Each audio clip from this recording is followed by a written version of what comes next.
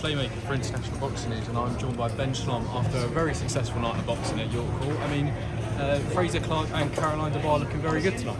Look, it was a great night. It was our first night at York Hall, and people talk about the atmosphere. It was incredible from the very start. Isaac Chamberlain, in a good fight against Dylan Brajon, I think he showed that he needed to get active. He's been waiting a long time for that fight, especially after what happened with Lawal in Bournemouth. So delighted for him. And then the war between McKenna and Lima was fight of the night. Incredible fight. And for McKenna at 23 years old to be having that sort of experience and have that many fights already, he's definitely one for the future in that division, that middleweight division. And Vidal Riley is special, the best I've ever seen him, the best we've seen him since he signed.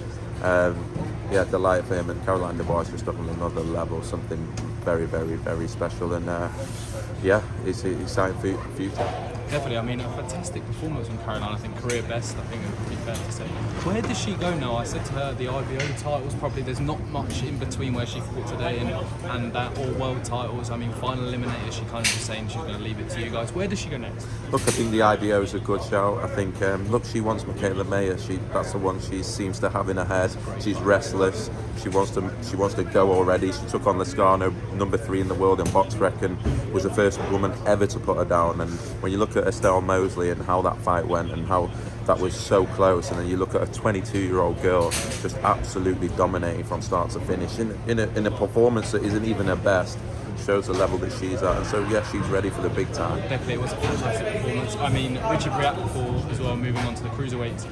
Just IBF have just ordered Masternak. He's going another route.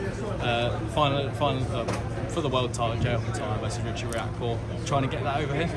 Yeah, 100%. It's a fight that Richard wanted, and that says a lot about where he's got to now. For me, it's possibly the two best cruiserweights in the world. I really believe that. I think Richard is ready for the toughest test. Opetaia after beating Bradis is certainly that, and what a fight.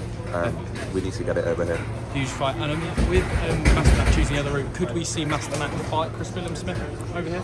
I think so. I think that's something we'll look at, but yeah, that cruiserweight division with Billam-Smith and Richard and Lawrence we'll speak to next week and see what he wants to do, because he'll want the rematch at some point as well. So what a division, and yeah, the ideal scenario, Richard becomes a world champion as well. Perfect. And my final one, Natasha Jonas on July the 1st. Could that be for the vacant IBF against Kandi Wyatt? That's what it looks like. Hopefully he can announce that Monday, Tuesday, but for her to weight world champion looks to be on the cards, and a 4th world title, considering where she was at when we signed her, and she'd never become a world champion. That's a natural weight. That's where we want to see her, and yeah, hopefully we can announce that on Monday. Definitely huge things ahead from STV. Ben Shalom, thank you very much. Cheers for it. Thank you very much.